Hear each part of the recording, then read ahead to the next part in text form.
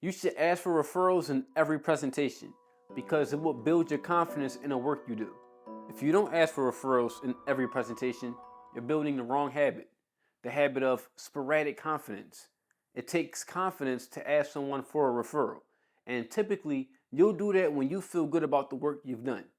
When we fail to deliver a decent presentation, we get in our own head and don't feel deserving of being referred to anyone. On the other hand, when we feel like we just did our best Denzel impression or Angelina Jolie, we're like, hey, send everybody my way, right? I'm the man, I'm the woman. Jot this down. Don't allow one moment to dictate your future actions. If you didn't do well during your presentation, ask for the referral. If you did great, ask for the referral.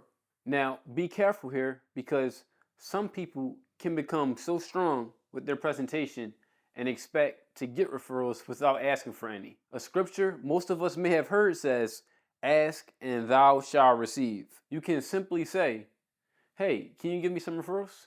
Another simple way to ask, but with just a little more seasoning, would be, hey, is there anyone else you know who could benefit from my services? And my favorite referral approach is the 80-20 talk. I like to talk to you about a very important element of my business. Most insurance professionals spend roughly 80% of their time looking for new clients, which only leaves them 20% of their time to work for and service those clients they already have.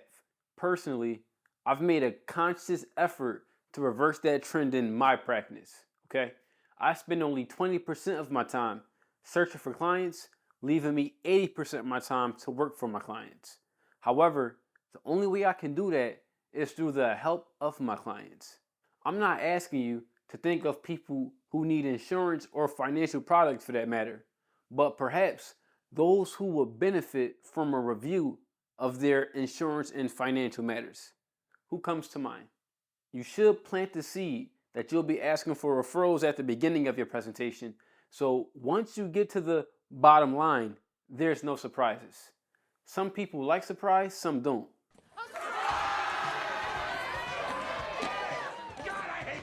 She knows I hate surprises.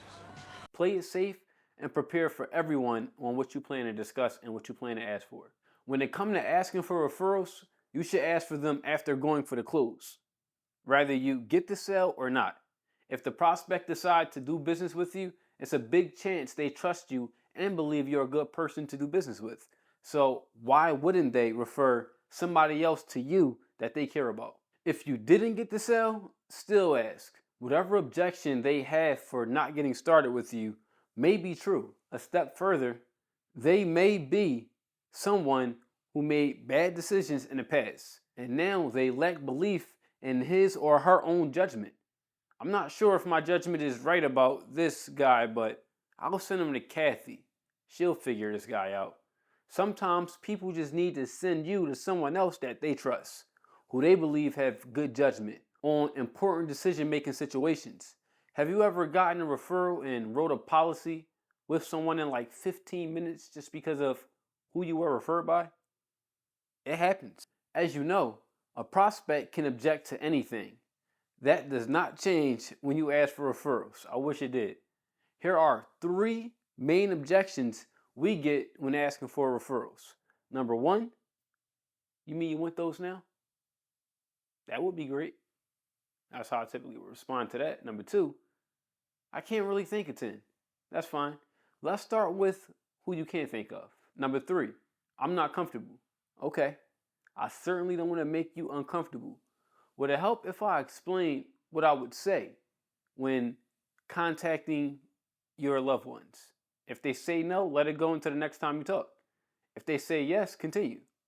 My call would be a matter of an introduction. I will let them know that you and I share some time together, maintaining confidentiality, of course. I will mention that you had no way of knowing if they needed me, and of course, I wouldn't know that either. And what typically happens at this point is nothing more than the opportunity for me to send out some information and maybe, just maybe, schedule some follow-up. And when they need some help or advice, I'll be positioned as a resource for them. That's it for referrals. Let's move into our last and final section.